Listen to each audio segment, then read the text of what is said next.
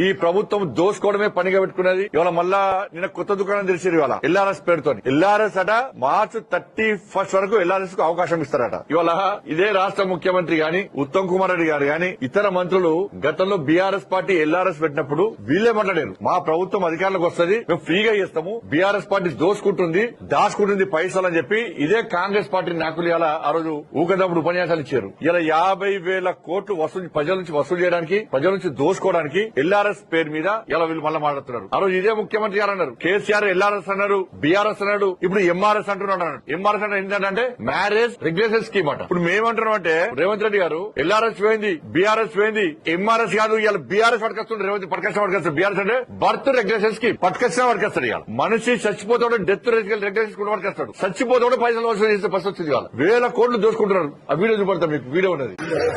No TRS, no LRS. TRS వద్దు, LRS వద్దు, కాంగ్రెస్ ఏ వద్దు.